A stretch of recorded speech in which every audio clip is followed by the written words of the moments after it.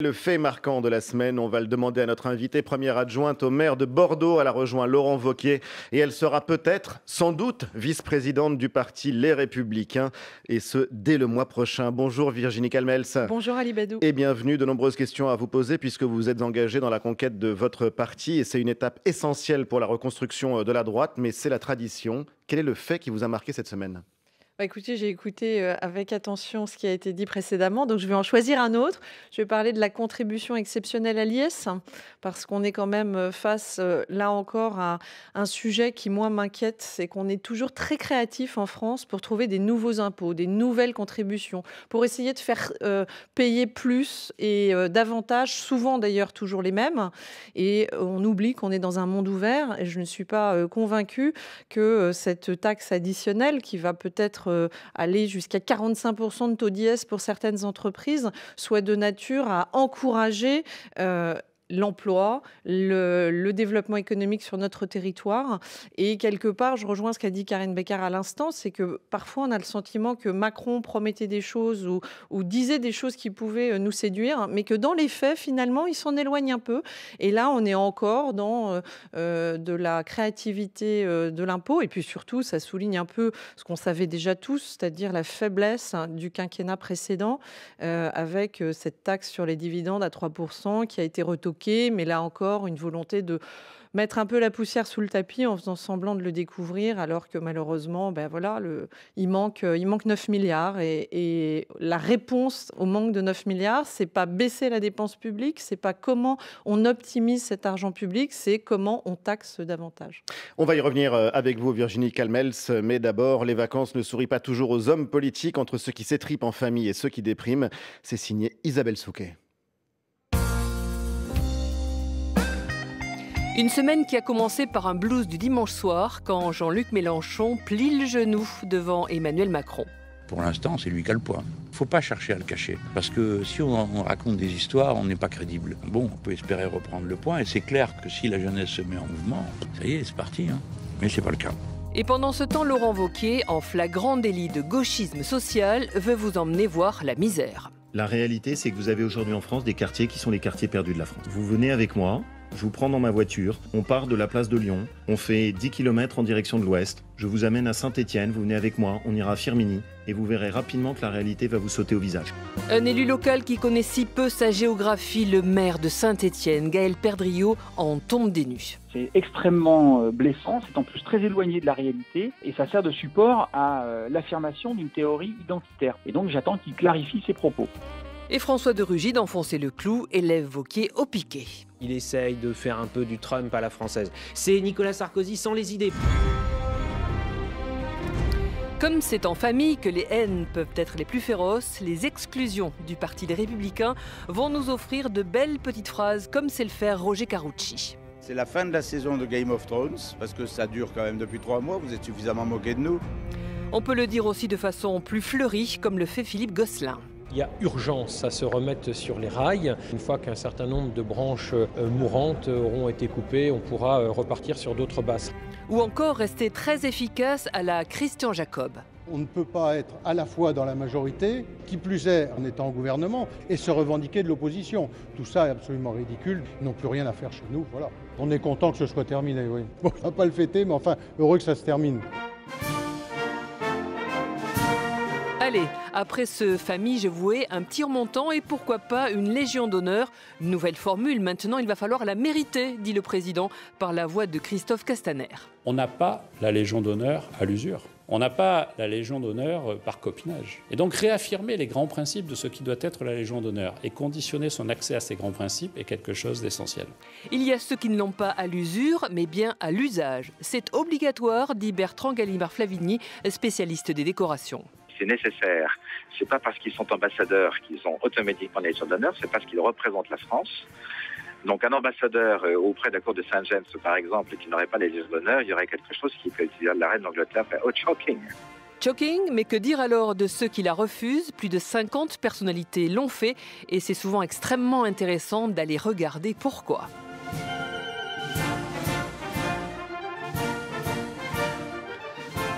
Merci Isabelle. Vous l'avez la Légion d'honneur, Virginie Calmels ? Non, j'ai l'ordre du mérite. J'étais même une des plus jeunes femmes à avoir été décorée de l'Ordre du Mérite. Et pour le coup, je considérais que je méritais plus le mérite que la Légion d'honneur, qui pour moi reste quand même une décoration plutôt liée aux aspects militaires. Vous l'aurez peut-être un jour. Je ne sais pas. Qui sait? Votre portrait est signé Karine Bécard. Bonjour Virginie Calmels. Bonjour Karine Bécard. Virginie Calmels, vous avez toujours été tentée par la politique. C'est en tout cas ce que vous dites. Mais vous vous êtes lancée vraiment il y a 4 ans seulement. Et en si peu de temps, c'est tout à fait impressionnant, en si peu de temps, vous avez réussi à apparaître comme une proche d'Alain Juppé, puis comme un vrai soutien de François Fillon, et puis finalement non. Et aujourd'hui, mais ce n'est peut-être pas fini, vous jouez la carte de l'allié de Laurent Wauquiez. Reconnaissez qu'il n'est pas facile de vous suivre. En fait, vous donnez l'impression, Virginie Calmels, de faire de la politique comme vous avez su faire du business, rapidement et efficacement. Vous avez dirigé Canal+, à tout juste 30 ans. À 32, vous plongez dans l'univers de la télé-réalité. Endemol vous offre sa filiale française. Pas un instant, vous n'avez hésité. Et vous finissez même à 41 ans par manager toute la société, c'est-à-dire 8000 salariés dans le monde entier. Autrement dit, vous avez toujours su manœuvrer, aller là où vous aviez quelque chose à gagner. Seulement en politique, vous l'avez observé, c'est un peu plus compliqué. Vous avez espéré, Virginie Calmels, présider la région Nouvelle-Aquitaine, sauf que les électeurs ne vous ont pas donné de majorité. De même, ministre, vous y avez forcément songé. Dommage qu'Alain Juppé, dès la primaire, ait été éliminé. Sans oublier maire de Bordeaux, la mairie, c'était initialement le deal qui avait été passé, mais vous n'apparaissez plus aujourd'hui comme la mieux placée pour la récupérer. Finalement, 4 années se sont écoulées pour pratiquement rien. Voilà pourquoi vous en êtes à penser que ce ne serait pas si mal de devenir vice-présidente du parti Les Républicains. Réaction Virginie Calmels. Écoutez, ça me fait sourire parce qu'il ne faut pas s'étonner pourquoi il y a aussi peu de personnes de la société civile qui s'engagent en politique. Parce que quand on vous écoute, on a l'impression que le seul moteur, ce serait l'ambition personnelle. Non, Karine Bécard, je vais vous étonner, mais voyez, quand vous expliquez ce qui a été mon parcours professionnel, il est d'abord et avant tout fait de résultats. C'est juste le produit d'une méritocratie. Les promotions que j'ai pu avoir, je les ai jamais réclamées. On me les a données parce que j'ai eu des résultats. Voilà. Et par exemple, quand je passe de la direction, de PDG d'Endemol France à directeur général d'Endemol Monde, c'est très simple, vous savez. C'est dans un univers où mes actionnaires, ils s'appellent Goldman Sachs et Apollo. Ils regardent essentiellement les résultats et ils voient que le taux d'EBITDA de la France a augmenté de 5 points en 5 ans. Alors la politique, que c'est compliqué en politique, beaucoup plus compliqué en politique. Pourquoi c'est compliqué, Karine Bécard, en politique? Vous connaissez beaucoup de personnes qui ont été envoyées tête de liste de la plus grande région de France après 12 mois. J'ai plutôt eu, finalement, là encore, de la chance dans ce parcours politique, c'est qu'on m'a fait confiance très vite, très tôt, et on m'a donné des responsabilités qui étaient presque démesurées par rapport au peu d'expérience que j'avais de ce monde politique. Aller tête de liste en Nouvelle-Aquitaine, ça a été une expérience hyper enrichissante. Tout le monde m'avait dit, d'Alain Juppé à Nicolas Sarkozy, en passant par Jean-Pierre Raffarin et autres, qu'il n'y avait aucune chance de gagner cette région. Pour autant, j'ai mené le combat. Pourquoi? Parce que justement, chère Karine Bécard, j'ai des convictions. Et mes convictions, elles n'ont pas changé. Quand vous dites c'est compliqué de vous suivre, c'est les mêmes convictions qui ont fait que je me suis engagée à côté d'Alain Juppé parce que je suis bordelaise et qu'il a fait appel à moi pour la mairie de Bordeaux dans une volonté de renouvellement de son équipe. Les mêmes convictions qui ont fait que comme j'appartiens à la famille de la droite et comme beaucoup d'électeurs, heureusement, de droite, ont considéré que le gagnant des primaires devait être soutenu par toute sa famille politique, y compris par les perdants, ce qu'Alain Juppé lui-même a fait en apportant son parrainage à François Fillon. Et aujourd'hui, qui fait que je me dis que dans un pays où vous avez une montée forte des extrêmes, Marine Le Pen ou la France insoumise, moi, j'ai pas envie de regarder ça de façon passive. J'ai envie, au contraire, que la 4e force politique de ce pays, à côté de Macron, à côté de Mélenchon, à côté de Le Pen, ce soit la droite. Et c'est pour ça que j'apporte mes convictions dans une famille politique qui est faite de sensibilités différentes. Je n'ai pas exactement la même sensibilité que Laurent Wauquiez. En revanche, je revendique les valeurs de la droite auxquelles j'ai toujours appartenu. Et puis, vous savez, moi, il se trouve que je suis quelqu'un qui suis de droite depuis longtemps. J'ai toujours voté à droite quand Emmanuel Macron, lui, votait Ségolène Royal ou François Hollande. Moi, je votais Nicolas Sarkozy. Votre image s'est quand même abîmée. Votre image s'est quand même abîmée quand vous êtes passé de Alain Juppé à Laurent Wauquiez, qui sont à peu près l'antithèse Alors, au sein du parti de l'ancienne UMP, qui était un rassemblement des libéraux qui allait jusqu'à la droite, plus à droite.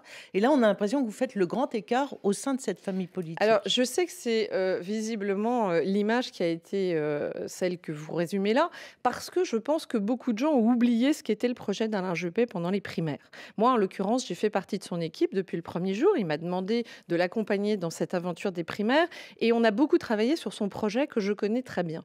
Quand vous regardez le projet régalien d'Alain Juppé, si on le prend et qu'on le met dans la bouche de Laurent Wauquiez, vous me direz que c'est un projet de droite dure. Le projet régalien d'Alain Juppé, c'était la suppression de l'aide médicale d'État ou son aménagement, le durcissement du regroupement familial, davantage de moyens pour la police, pour la justice, des quotas d'immigration, la fermeture des mosquées. Le ton et les mots n'étaient pas les mêmes. Alors, vous avez tout à fait raison, mais parce que vous pensez qu'effectivement, c'est le ton et la façon de dire les choses qui... les militants réagissent à ça, je crois. Non, mais... Je suis d'accord, mais ce qui est important, ce sont les valeurs que l'on défend et c'est le projet. Moi, je suis quelqu'un d'assez rationnel. Je considère qu'après, il y a les hommes et les femmes pour le porter. Ce qui m'intéresse, c'est plus leur crédibilité à faire, à mettre en œuvre. C'est ça qui m'importe, moi, en tant que femme chef d'entreprise, que de savoir si finalement le ton, effectivement, Alain Juppé, après 20 ans à Bordeaux, là où souffle la tempérance héritée de Montaigne ou de Montesquieu, et dans le verbe beaucoup plus doux et beaucoup plus rassembleur que ne peut l'être un Laurent Wauquiez. Mais il ne disait pas exactement la même chose sur le régalien, sur le projet économique. Rappelez-vous bien, attendez quand même qu'on puisse vous poser des questions. Entre François Fillon et Alain Juppé dans le projet économique, hormis le nombre de fonctionnaires. On va quand même essayer de creuser pour voir si ça ne se limite pas au climat de Bordeaux et au climat différent du Puy-en-Velay. Alors, premier point, sur l'Europe. Vous êtes une Européenne. Laurent Wauquiez parle de préférence régionale, c'est-à-dire marque des vraies différences, y compris avec un soupçon de souveraineté par rapport à Alain Juppé. Est-ce que vous me permettez de répondre? Attendez, je vous en donne deux, trois et après. De Laurent Wauquiez dans son livre de 2014 ou de Laurent Wauquiez, futur président du parti, qui va avoir... Enfin, il y a plusieurs Laurent Wauquiez. Il y a celui qui était centriste au début, donc je parle du Laurent Wauquiez tel que vous le connaissez. Est-ce qu'on peut arrêter de caricaturer les personnages et surtout d'essayer de voir dans quelle dynamique on se situe? C'est justement ce qu'on essaye de faire. On se situe dans une volonté de reconstruction de la droite. Vous êtes d'accord avec moi? Cette reconstruction de la droite, elle est essentielle pour le pays parce que si Emmanuel Macron échoue, et on ne sait jamais, vous savez, je sais que vous êtes très friand de la réussite d'Emmanuel Macron. Pas du tout, vous posez des questions. J'espère que le pays réussira. J'espère que le pays réussira. Mais si jamais il ne réussissait pas, et on est obligé d'évoquer cette hypothèse, on est totalement d'accord pour que la droite construise un programme. Mais cette droite, elle va avoir une vision sur l'Europe. Est-ce que cette vision sur l'Europe diffère tant que ça entre Laurent Wauquiez et moi-même, par exemple? J'en ai discuté avec lui. C'est très important pour moi parce que ça fait partie des fameuses lignes rouges qu'Alain Juppé a lui-même fixées pour rester dans cette famille. Nous sommes pro-européens. Nous sommes pro-européens. Mais nous disons que cette Europe ne fonctionne pas aujourd'hui. Nous disons que cette Europe, elle doit revoir ses contours et notamment nous pensons que, par exemple, des programmes de recherche, de développement peuvent être co-construits avec plusieurs pays. Tout le monde dit la même chose. Nous voulons garder un petit peu. À droite, à gauche. Mais vous savez, Ali Badou, sur l'Europe, c'est pour ça que ne rentrons pas dans des caricatures. Laurent Wauquiez, finalement, dit à peu près la même chose que ce que nous disons à droite et ce que nous voulons construire. Alors, attendez, préférence régionale, donc c'est une ânerie. Comment? Préférence régionale, c'est quelque chose qui ne tient pas debout. Mais ça dépend ce qu'on appelle la préférence régionale. Moi encore, j'ai été tête de liste en région Nouvelle-Aquitaine. Est-ce que je considérais que dans le cadre du développement économique, on devait privilégier aussi nos entreprises du territoire et leur donner de l'information pour pouvoir concourir à des appels d'offres? La réponse est oui. Alors, juste question très simple. Vous avez critiqué à l'époque le concept d'identité heureuse d'Alain Juppé. Et Laurent Wauquiez développe une des thèses sur l'identité. Il n'y a que ça dans ses discours en ce moment qui est assez, assez corsé. Là aussi, vous considérez que la droite est une même famille. Et juste, on ne comprend pas si vous dites que Juppé, Wauquiez, tout ça, ça se ressemble un peu et que c'est juste des caractères de tempérament. Pourquoi Alain Juppé, l'autre jour, a dit à Édouard Philippe en le regardant, c'est vous la relève? Là, je pense que c'est un ancien Premier ministre qui parle à un nouveau Premier ministre avec lequel on a travaillé pendant 2 ans et demi à la campagne d'Alain Juppé. Mais comme ça ne vous a pas échappé, il y avait 2 lignes différentes chez les juppéistes. Édouard Philippe en symbolise une, celle plutôt de l'identité heureuse. On a eu des discussions, Édouard Philippe et moi-même, sur ce sujet. Moi, je considérais que c'était éloigné dans la conception et dans ce qui a été compris du concept d'identité heureuse, de son vrai projet qu'il a validé, Alain Juppé. C'est lui qui signe ses livres, qui s'appelle « Pour un État fort ». Et là, on est dans quelque chose qui est pu apparaître quasiment contradictoire, puisque pour un État fort, vous avez des quotas d'immigration, ce qui est considéré comme une droite très à droite par beaucoup de commentateurs, alors que l'identité heureuse pouvait laisser croire, et en plus ça a été dévoyé. C'était profondément lui, maire de Bordeaux, portant l'identité heureuse. Donc c'est pas seulement une division chez les juppéistes. Et c'est ce qui le différencie de Laurent Wauquiez très fortement. Comme ça vous a pas échappé, Alain Juppé lui-même, dans une interview au Figaro il n'y a pas si longtemps, expliquait que peut-être il avait eu tort de ne pas expliquer davantage ce qui était sa pensée derrière tout ça. Et vous avez bien vu que ça a été assez caricaturé, là encore, pendant la campagne des primaires. Vous savez, on caricature beaucoup Laurent Wauquiez comme quelqu'un qui serait un dangereux extrémiste de droite, comme on a caricaturé Alain Juppé pendant la primaire comme un centriste de gauche. En fait, il n'a jamais... C'est qui on ?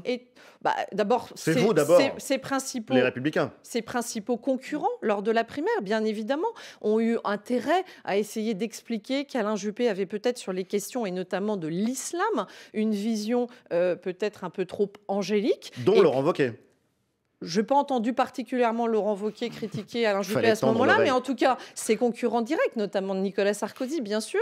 Et puis, il avait, je vous le rappelle, le soutien de François Bayrou, qui, là encore, a amené Alain Juppé à être perçu comme quelqu'un plus de centre-gauche que ses autres concurrents à la primaire. Mais moi, ce qui m'intéresse, et à titre personnel, si vous me le permettez, même dans l'équipe Juppé, même en ayant fait campagne pour Alain Juppé pendant 2 ans et demi, en étant fier de défendre son projet, moi, ce que j'ai défendu, c'est son projet. C'est-à-dire ce que vous trouvez dans ses ouvrages, Pour un État fort, Mes chemins pour l'emploi, 5 ans pour l'emploi, pardon, et Mes chemins pour l'école. Et donc, du coup, ça, c'était très éloigné de ce concept d'identité heureuse. Et là aussi, on a une vraie différence. Édouard Philippe, quand je discute avec lui au Havre, il explique que finalement, lui, il ne voit pas de problème à ce que des femmes voilées puissent accompagner des enfants dans des sorties périscolaires ou à la piscine. Les menus de substitution, c'est un vrai sujet. Vous voyez, Alain Juppé laisse le choix. Moi, je crois que c'est le pragmatisme de laisser le choix dans les cantines entre...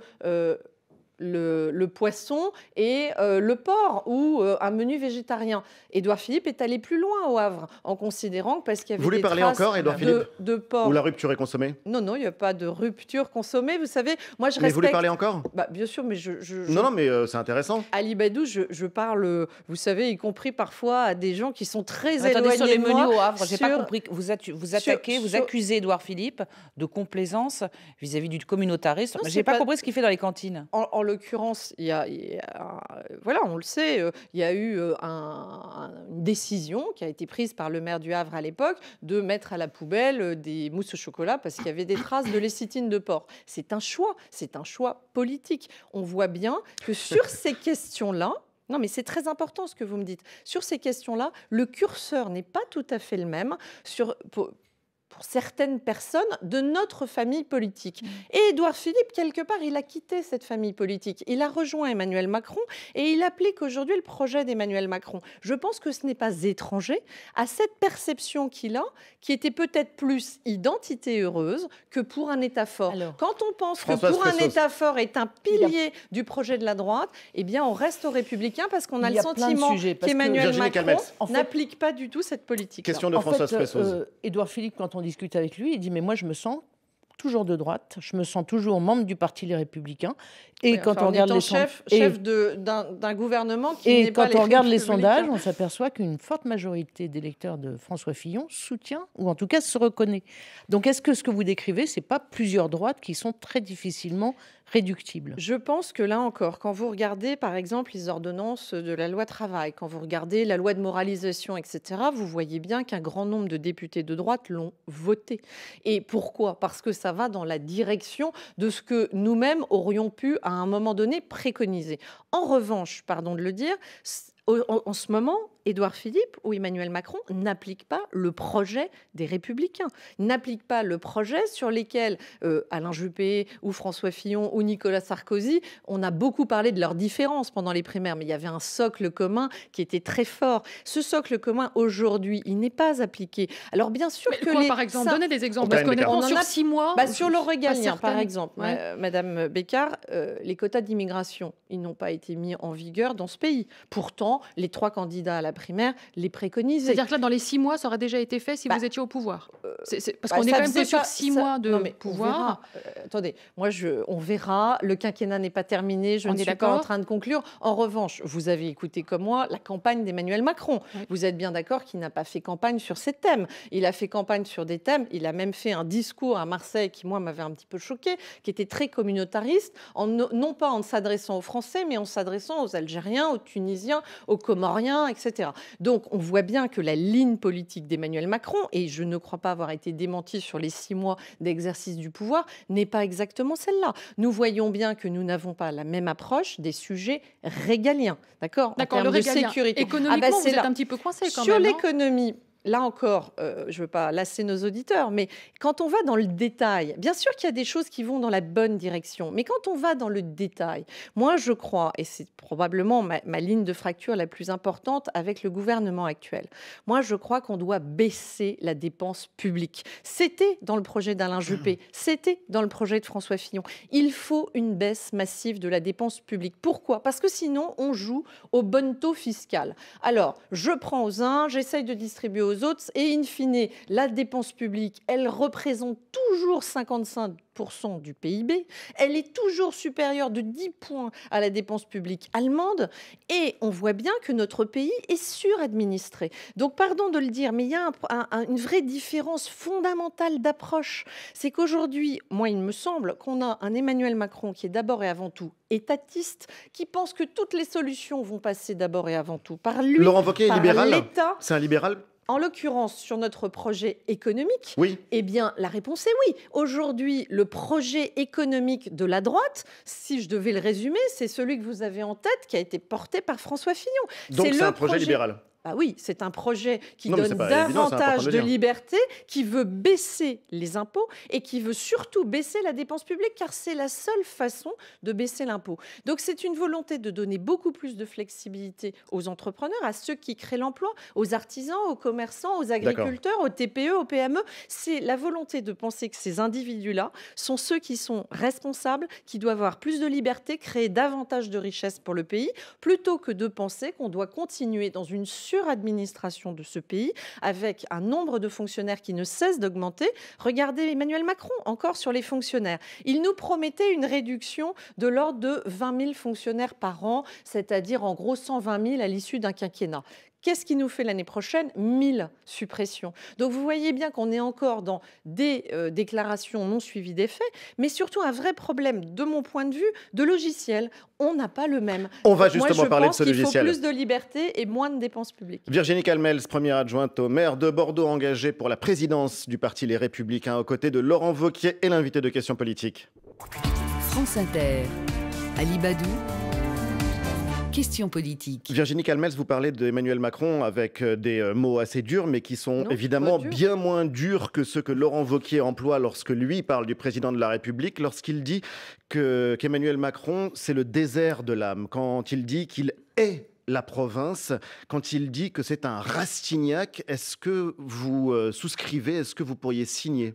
Non, mais là encore, on a des vraies différences de verbes. C'est pas ma façon d'être. Mais la politique, ce sont aussi des mots, Virginie Calmels. On est d'accord, mais là encore, ce n'est pas mon approche. Je suis en train de vous parler, moi, d'un projet. Moi aussi, je vous parle d'un projet. Dont Emmanuel Macron, finalement, gouverne. Et là, mais est-ce qu'il a une haine de la province ? Je dirais qu'on a le sentiment qu'effectivement, Emmanuel Macron oublie un petit peu les territoires ruraux, notamment dans sa politique. Question simple, est-ce qu'il a une haine de la province ? Mais je ne sais pas vous répondre à ça, je n'en ai Bah, pas parlé écoutez, avec Vous en avez parlé La avec seule Laurent chose que Wauquiez je- ou pas? Non, Est-ce mais- que vous avez dit à Laurent Wauquier Non, mais- qu'il avait écrit, Pas de langue de bois. ce qu'il avait écrit dans cette tribune était peut-être un Excusez-moi. peu excessif? Non, mais excusez-moi, mais là Excessif. encore, chacun ses verbes. Je ne fais pas mien les verbes de Laurent Wauquiez. Comme je le disais à C'est un l'instant, vous constat. me demandiez... C'est un constat. si Est-ce Laurent que Wauquiez- Emmanuel Macron vous me demandiez, est la province? Vous me demandiez si Laurent Wauquiez était libéral. Je le suis plus que Laurent Wauquiez, ça ne vous a pas échappé. Pour autant, je reste convaincue qu'on a un projet libéral économiquement. Dont acte. Pour J'aimerais Emmanuel que vous répondiez à Macron, ma question. je pense qu'Emmanuel Macron démontre tous les jours par sa politique. Moi, je ne fais pas de la psychanalyse d'Emmanuel Macron. Je parle de sa politique. Par sa politique, il démontre quand même qu'il s'adresse à la France qui va bien. Il s'adresse, on va le voir, sur sa volonté d'élargir les droits au chômage, par exemple. On à va des en parler, mais ce n'est pas démissionnaires. ma question. Il Virginie s'adresse Calmels. à des gens qui vont bien, Sortez qui sont un potentiellement des start-upers, des gens qui sont à l'aise D'accord, dans dont une acte. certaine réussite professionnelle. Je vous pose une Donc, question toute il simple ne s'adresse que pas à répète tous. Est-ce que celui- vous me permettez juste de finir? Mais parce Il que vous ne répondez pas à ma s'adresse question. Si, il ne s'adresse pas à tous, il ne s'adresse pas aux territoires ruraux, il parle beaucoup aux habitants des métropoles, il s'adresse, et vous le voyez, il oppose les Est-ce qu'il a une non-actifs. haine de la province? Je ne sais pas s'il a une haine de la province. En tout cas, je considère qu'il ne traite pas bien les collectivités territoriales, qu'il ne comprend peut-être pas bien les préoccupations des collectivités territoriales, ni des habitants des territoires ruraux. C'est mon constat, je le dis avec mes mots et pas avec Virginie ceux Calmels, vous d'autres. dites, moi, Françoise Pressoz. j'emploie pas le même vocabulaire que Laurent Wauquiez. Mais derrière la question du vocabulaire, il y a aussi jusqu'où est-ce qu'on va.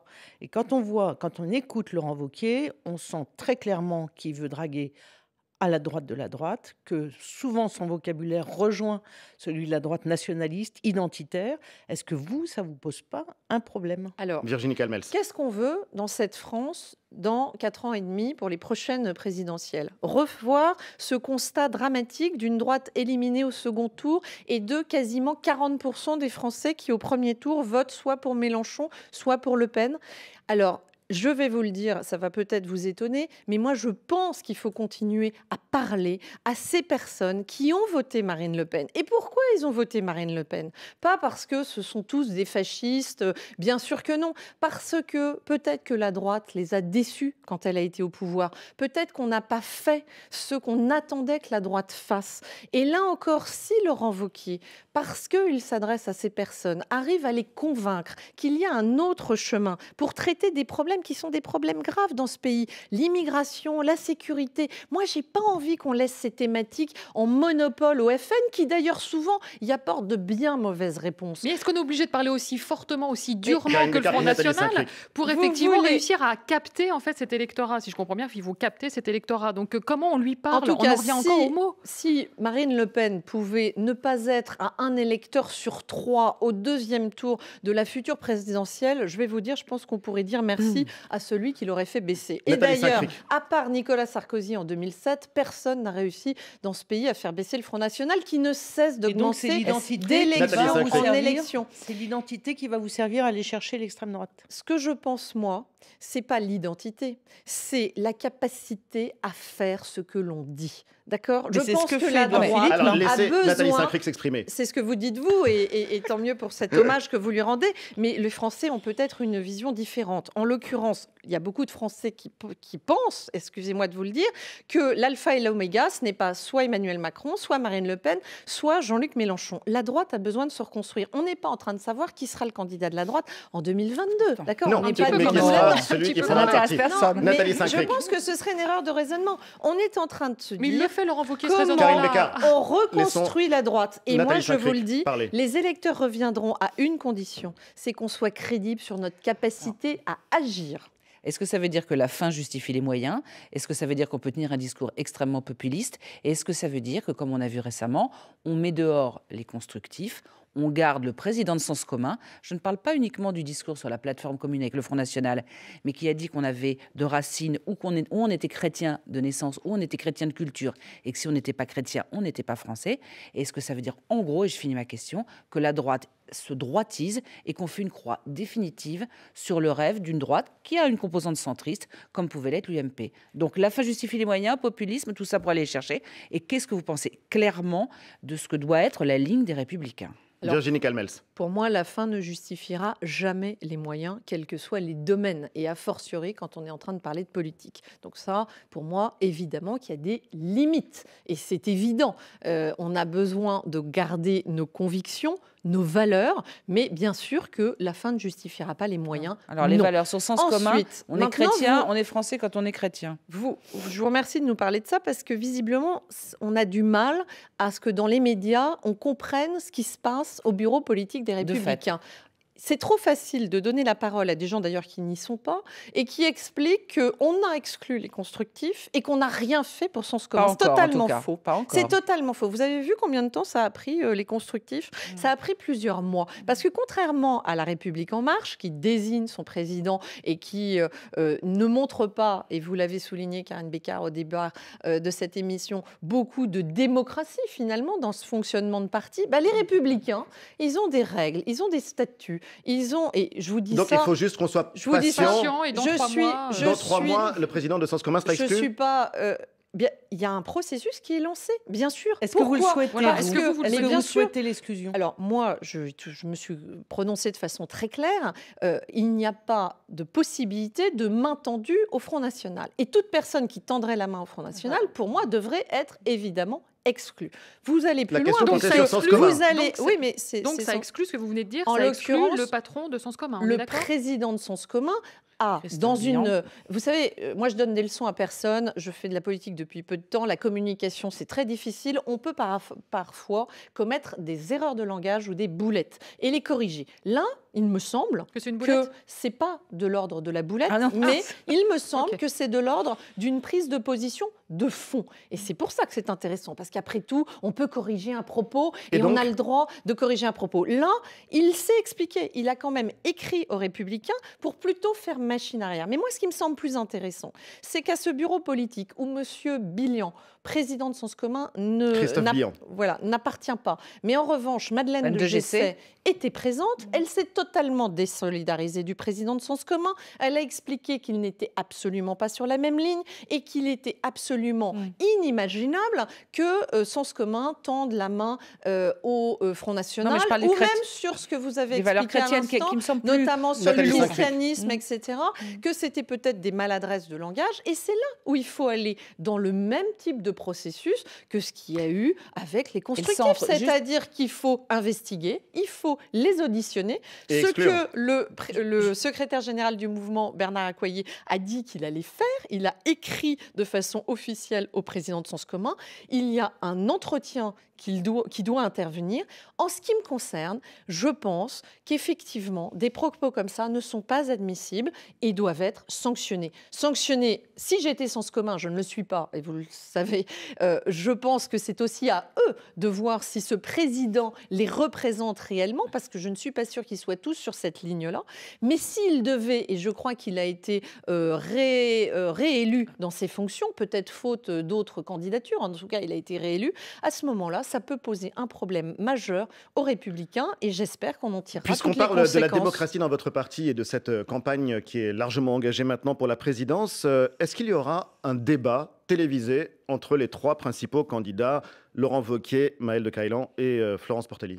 Vous savez, je crois Nathalie Saint-Cric l'a proposé. Elle a proposé de l'héberger sur... Et même en prime, de manière à ce qu'on n'ait pas la critique et de dire que finalement, vous considérez un peu à droite, et peut-être à l'occurrence, qu'on intronise Marine Le Pen et Jean-Luc Mélenchon comme meilleurs opposants, alors que vous avez un groupe beaucoup plus nombreux à l'Assemblée. Donc, par signe de bonne volonté, on vous a proposé de débattre. Mais nous, on sera très heureux quand la famille sera réunie derrière un leader, de venir participer à tous les débats et à toutes les émissions. Mais est-ce que vous avez bien... Non, mais... Pardon, mais là, on est en famille. On est en train et on passe notre temps. Et c'est d'ailleurs ce qui a été dramatique pour les primaires et derrière pour cette présidentielle. C'est qu'on passe notre temps à s'invectiver dans cette famille politique, on peut très bien expliquer le programme, justement préciser. Maëlle de Caïlan qui est jupéiste. En l'occurrence, Fillon-Copé, on l'avait fait. En l'occurrence, ce débat est très intéressant. Et il aura lieu. L'idée n'est pas de dire qu'il ne doit pas avoir lieu. Si, bien sûr. Et au contraire, devant les militants et avec les journalistes. Vous êtes bien évidemment invités. Non, mais pour l'instant, c'est un militant qui doit relayer. animer le débat. Donc, excusez-moi, mais en termes de démocratie interne, on peut se dire que c'est pas quand même... Pourquoi ça vous choque qu'un parti décide de régler les problèmes de son parti au sein du parti? Ça ne me choque pas. Voilà. Rien ne me choque. Je pense simplement que quand on veut avoir une place d'opposant et qu'on donne la possibilité, plusieurs chaînes, on s'y est toutes mises, de la possibilité d'exprimer vos thèses, c'est-à-dire votre programme. On n'est pas là pour faire un combat de coq. On se dit que le fait que ce soit plutôt dans une salle animée par un militant comme un meeting classique, c'est étrange et que c'est un sens de la démocratie un peu bizarre. On a appris... Donc je rappelle que vous êtes ancienne patronne d'Endemol. D'Endemol et que la télé, vous connaissez. Que le loft, Secret Story, ça ne vous est pas étranger et que vous refusez là pour le coup qu'il y ait un débat de fond. Non mais pardon de ne pas tout mélanger si vous voulez bien, Ali Badou. Endemol n'a jamais eu d'autre ambition que de divertir le plus grand nombre et donc ne mélangeons pas avec des sujets. Et vous voyez, j'avais refusé quand j'étais patronne d'Endemol de produire de la télé-réalité de politique. Alors qu'il y avait des émissions dans un certain nombre de pays sur les politiques en télé-réalité. Je pense qu'il ne faut pas tout mélanger. Il y a le divertissement d'un côté et puis il y a la politique de l'autre. Et c'est vraiment qui doit rester, pour le coup, confiné dans le cadre du parti. Qui abîme la parole politique, c'est ça que vous êtes en train de dire? Non, c'est pas du tout ce que je dis. Je dis simplement le mélange des genres. Oui, je pense que les politiques sont invités dans des émissions avec des journalistes politiques ou économiques, des émissions qui sont dans le domaine du sérieux, pas dans le domaine du divertissement. C'est ça qui était proposé. Voilà, c'était pas je ne vais pas faire Danser avec les stars avec Maëlle de Caland. C'était un clin d'œil, c'était pas une question, Virginie Calmels. Badou. En revanche, Nathalie Saint-Cric, par rapport à ça, nous avons appris de ce qu'ont été les primaires. Et vous-même ici, vous n'avez en tête, et d'ailleurs les Français au bout d'un moment n'ont eu en tête, que les divergences entre les différents candidats. On n'a retenu que ça. On a retenu que chez Alain Juppé, c'était 250 000 fonctionnaires, quand chez François Fillon, c'était 500 000. C'est pas inintéressant quand même. C'est pas inintéressant, bien sûr, mais pardon de dire que ce qui est encore plus intéressant, c'est les 90% qu'il y avait en commun entre Nicolas Sarkozy, Alain Juppé, François Fillon. Et qu'après, les militants se déterminent par rapport à la personnalité, par rapport au curseur, par rapport à la capacité à faire et à incarner. Ça, bien sûr, et c'est normal. Et c'est comme ça que la démocratie doit s'opérer dans notre parti. Vous revendiquez une sorte d'entre-soi en disant laissez-nous faire émerger notre nouveau président, puis après on verra. Sauf que la situation, elle est quand même atypique politiquement. Vous avez Alain Juppé, maire de Bordeaux, qui se tait, qui regarde ce qui se passe. Vous avez Édouard Philippe, qui pourrait être son disciple, qui est à Matignon. Vous avez Monsieur de Caland, qui est contre vous dans ce parti républicain. Et vous, qui vous revendiquez encore juppéiste. Donc on n'y comprend rien et on a besoin quand même d'une clarification. Notamment parce que qu'est-ce que c'est que la droite les juppéistes, comme ça vous a pas échappé, les juppéistes, en fait, ils sont d'abord et avant tout en loyauté, fidélité à Alain Juppé. Voilà. Il se trouve qu'il ne fait plus de politique nationale et donc maintenant, on est en train de regarder l'avenir avec la reconstruction d'une famille politique sans Alain Juppé, sans François Fillon et sans Nicolas Sarkozy. Donc, si vous voulez, toutes ces appartenances, notamment pendant les primaires, à des équipes de campagne différentes, eh bien, je dirais que c'est derrière nous. Maëlle de Caland, il se Vous êtes en train d'enterrer Alain Juppé Pas du tout. Quand même, pardon, mais arrêtez de vouloir sans arrêt. Vous allez faire partie de ceux qui vont faire croire aussi que je serais fâchée avec Alain Juppé. Je suis sa première adjointe à Bordeaux. Il m'a témoigné sa fidélité et son estime et son soutien à maintes reprises, y compris quand certains ont essayé par des propos qui sont malheureux, mais c'est le monde politique et très violent. Alain Juppé révulsé par les propositions de Laurent Wauquiez. On n'est pas. Il ne va pas voter Laurent Wauquiez à la présidence du parti. Juppé, et que d'ailleurs Laurent Wauquiez a une personnalité. S'il y a eu autant de, quand vous êtes passé de chez Juppé à Laurent Wauquiez, on ne va pas revenir là-dessus. S'il y a eu autant avec d'étonnement, l'accord d'Alain Juppé, juste parce que ça semble vous échapper. Mais vous ne pourrez pas nous dire, Madame Calmels, que Laurent Wauquiez et qu'Alain Juppé partagent les positions. Il est révulsé régulièrement par les prises de position de Laurent Wauquiez, comme pas mal de cadres. Je vois Alain Juppé toutes les semaines. Vous devez le voir plus souvent que moi, puisque vous êtes affirmative en expliquant qu'il est révulsé par les positions de Laurent Wauquiez sans arrêt. Non, pardon. On a mis des limites. On a fixé des lignes rouges. Est-ce que Laurent Wauquiez a transgresser ces lignes rouges? On dirait qu'il est sous surveillance, Laurent Wauquiez. Pourquoi vous... Non, mais là encore, qu'est-ce qui va pas chez lui? Pourquoi il est aussi clivant chez les cadres des Républicains? Je ne parle pas des militants, je ne vous parle pas des adhérents. On a l'impression qu'il y a un certain nombre de personnes qui sont inquiets en se disant... Et vous vous dites sans arrêt, on a mis des barrières comme s'il fallait le contrôler. Qu'est-ce qui... Virginie Calmels. Je pense que, d'abord, c'est pas moi, c'est Alain Juppé, puisque vous me parliez de la position d'Alain Juppé. Alain Juppé a dit qu'il n'était pas en marche, d'accord ? Il l'a dit. Il a dit qu'il était dans l'opposition. Certains, autour de Alain Juppé et du Premier ministre, ont essayé de lui expliquer qu'il devrait être constructif. Il a dit, aux vendanges de Bordeaux, j'étais présente, que non, on reste dans notre famille politique. Mais après, pour y rester avec des lignes rouges qui ont été fixées, et en l'occurrence, je fais équipe avec Laurent Wauquiez, comme l'a redit Alain Juppé il n'y a pas si longtemps.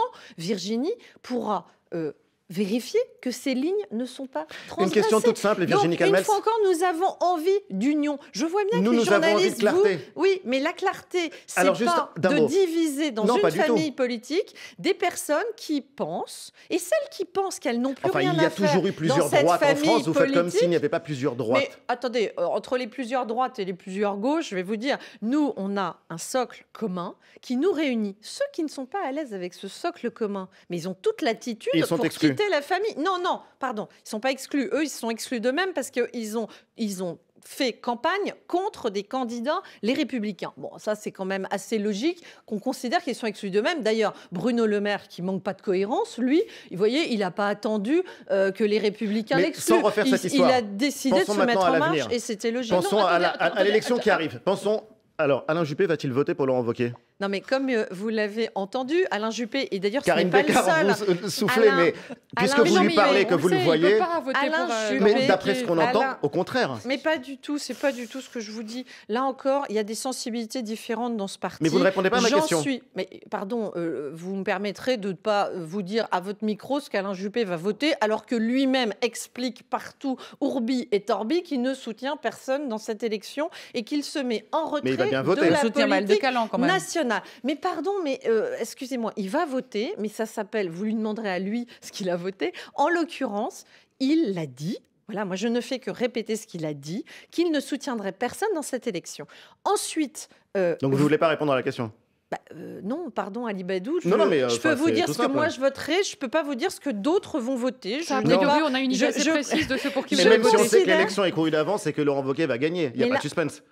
Vous savez, on a quelqu'un qui a été ancien ministre, qui est président de région, et on a d'autres, on va dire, concurrents de sa catégorie qui n'ont pas souhaité aller à cette élection. Ensuite, vous avez des personnalités de talent. Maël de Calan en est une. Moi, j'ai fait campagne avec lui. On s'entend très bien. On est sur la même... Alors, pour le coup, on est assez proche sur la ligne politique, puisqu'il est plutôt libéral, Maël de Calan, comme moi. Voyez, mais pardon de dire que est-ce que demain, ce qu'on veut, c'est l'unité de la famille, avec un chef capable de rassembler, de réunir et de diriger cette famille politique, ou est-ce qu'on veut l'éclatement de la famille politique ? C'est pour ça que je ne me suis pas présentée, voyez-vous ? Parce que je pense, et pourtant j'avais les parrainages, et je suis une femme, je viens de la société civile, parce que je pense que l'heure est au rassemblement, à la réunion d'une famille politique plutôt qu'à sa division. Et je peux vous le dire, considérant les poids lourds dans cette famille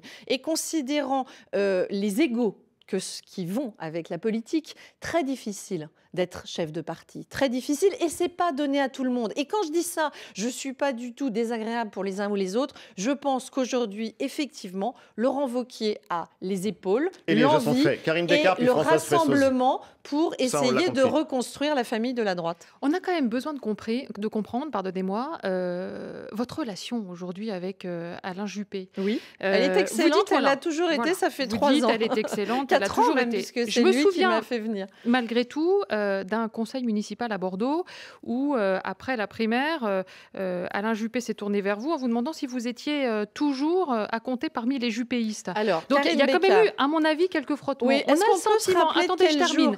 On a le sentiment tout de même qu'il y a peut-être pas une cassure, mais en tout cas une fissure. On aimerait comprendre peut-être ce qui n'a pas totalement marché, fonctionné entre vous, votre tempérament peut-être, et celui d'Alain Juppé. Alors d'abord, il n'y a pas de cassure. cassure, il n'y a pas de fissure, tout ça est inventé. Il y a eu un propos qui aurait été celui d'Alain Juppé dans le Canard enchaîné. Tout le monde sait que ce n'est pas Alain Juppé qui s'est exprimé.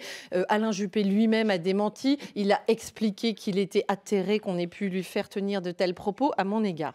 Alain Juppé est venu me chercher, d'accord, pour le renouvellement à Bordeaux. Ça ne vous a pas échappé qu'il a failli être président de la République. Vous-même, médias, vous considériez que c'était... Bah oui, il était en tête de tous les sondages et que c'était quasiment fait. À ce moment-là, il l'a dit, il m'a désigné comme sa dauphine à Bordeaux.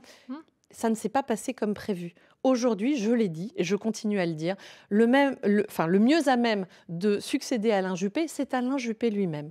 Il a lui-même dit qu'il se déterminerait début 2020 pour savoir si oui ou non il briguerait l'élection municipale à Bordeaux. Bon, alors soyons patients. Voilà. Donc, mais il n'y a pas de fissure, il n'y a pas de cassure, il y a simplement que la vie s'est déroulée autrement et que, alors qu'il aurait pu être président de la République et qu'à ce moment-là, il avait lui souhaité, c'est lui, hein, c'est pas n'oubliez que pas je le micro, sois Virginie maire Camels. de Bordeaux, ça ne s'est pas passé comme ça. Est-ce qu'aujourd'hui, on a à un quelconque moment été fâché, été divisé? Jamais. Quand vous parlez de cette petite phrase qui n'est pas au conseil municipal... Dont acte. Non, mais on ne va pas refaire cette histoire-là, c'est très important. clair. Françoise Fressoz a une question à vous poser. Non, mais vous permettez, excusez-moi, c'est très important. C'était le 5 mars. C'est pas n'importe quel jour, le 5 mars. C'est au lendemain du Trocadéro. C'est le lendemain du Trocadéro, c'est surtout à quelques heures de la prise de parole d'Alain Juppé pour dire qu'il ne serait pas le plan B de François Fillon. Ça ne fait pas mystère. On va laisser passer. Ça ne fait pas mystère que j'avais pensé que François Fillon était en difficulté pour continuer sa campagne et qu'il y avait un plan B qui s'appelait Alain Juppé. Et quand à ce moment précis, il se tourne vers moi en disant « Vous êtes encore juppéiste, Virginie », c'est parce qu'il sait que le matin même, il vient de fermer la porte à un engagement national. Et c'est parce qu'il sait que moi, j'étais dans son bureau à 9h, voyez-vous, pour lui dire de ne pas prendre la parole et de ne pas sortir du jeu à cet instant précis. Donc il faut bien remettre les choses dans un contexte. Et lui-même, Alain Juppé, 3 jours après, a dit « C'est quand même terrifiant qu'alors que c'était de l'humour et que pour lui, il n'a jamais fait le moindre doute que j'ai pu être loyal à Alain Juppé, que c'est été autant déformé et détourné du contexte. Voilà, si la vous me vérité permettez a été de répondre. rétablie. Alors, on repasse du côté de Laurent Wauquiez, vous dites qu'il a les épaules pour incarner la droite. Est-ce qu'il a les qualités de rassembleur? Parce que c'est quelqu'un qui clive énormément, y compris en interne. Il le prouve, regardez qui l'a parrainé. Il a des parrainages de parlementaires, il en a plus de 135, je crois, issus des rangs juppéistes, sarkozystes, fillonistes. Il montre donc qu'il est en mesure d'effectuer ce rassemblement. Alors bien sûr que ça en dérange certains. Alors bien sûr qu'il a des détracteurs tous les jours. Vous savez, je ne fais pas de politique depuis longtemps, mais si j'ai bien compris un truc, c'est que dès que vous progressez, dès que vous prenez un peu la lumière, c'est là où tous les tirs sont concentrés pour essayer le monde de l'entreprise n'est pas affecter. totalement différent. Il est un peu plus dans la méritocratie et un peu moins dans les attaques personnelles et basses. Honnêtement, Ali Badou, je vous assure, 20 ans en entreprise, je n'ai jamais eu des attaques telles que j'ai pu les subir en politique depuis quelques temps. Donc effectivement, il concentre les tirs de barrage. Pourquoi? Parce qu'il y a plusieurs personnes dans ce pays qui n'ont pas intérêt à ce que la droite se reconstruise. Parce qu'Emmanuel Macron lui-même a dit qu'après avoir explosé la gauche, il voulait faire la même chose avec la droite. Et ce serait bien confortable pour lui de n'avoir comme seul opposant que Marine Le Pen et Jean-Luc Mélenchon. Il nous reste 2 minutes. Parce que aussi la ligne question courte, réponse courte. n'a pas donné de succès dans le passé, que quand Nicolas Sarkozy s'en est emparé, il s'est trompé et qu'il peut y avoir un doute aussi sur est-ce qu'il faut embarquer la droite aussi loin dans l'identité. Moi, je n'aime pas parler de ligne identitaire. Je parle de projet de la droite. Est-ce que la droite doit mettre dans le cœur de son projet un régalien fort, une volonté de restaurer la sécurité dans ce pays? La réponse est dans la question. Bien sûr. Et c'est pour ça que je n'aime pas l'idée de ligne identitaire. En revanche, on ne va pas se mettre la tête dans le sable. Nous sommes en guerre contre l'islamisme. C'est un sujet majeur pour notre pays. Il n'y a pas que ça. L'identitaire, il n'y a pas que l'islamisme. Il y a la face à l'amour charnel de la France, du pays. Oui. C'est-à-dire, moi, j'aime, contrairement à des Macron qui seraient des mondialisés, des start-upers qui n'aiment pas vraiment. Attendez, on sait très bien. C'est un discours qui est classique de la droite. Oui, mais bien sûr. Mais pardon, on ne va pas s'excuser d'être la droite. C'est un discours classique de la droite que de revendiquer nos racines judéo-chrétiennes, de revendiquer notre histoire, de revendiquer. Vous savez très bien quand on met ça beaucoup en avant, c'est pour faire comme Marion Maréchal ou comme le Front National. C'est pas la lutte contre l'islamisme, tout le monde est d'accord là-dessus. C'est pas parce que le Front National a emprunté parfois à la droite certains de ces thèmes, que nous, on ne va pas continuer à revendiquer nos racines judéo-chrétiennes ou à revendiquer notre culture française. Emmanuel Macron disait dans sa campagne, il n'y a pas de culture française. La droite pense le contraire. Et tant mieux. Et ces valeurs-là, je suis désolée, ne vous en déplaise, nous allons continuer à les porter. Et si de temps en temps le Front National vient sur ces thématiques-là, et alors, c'est pas pour ça que nous, on va s'interdire de répondre à un problème majeur de ce pays sur l'immigration, sur la sécurité ou sur la lutte contre l'islamisme. Et je pense que c'est notre fierté d'apporter plutôt des solutions à des problèmes qui sont majeurs. Et je pense que les Français en ont ras-le-bol, qu'on se soit mis la tête dans le sable et qu'on joue les autruches sur des sujets aussi graves. C'était très clair et vous avez le mot de la fin. Merci d'avoir répondu à nos questions et d'avoir été l'invité de France Inter, de France Info et du Monde. Merci à toutes les trois. On vous retrouve évidemment la semaine prochaine.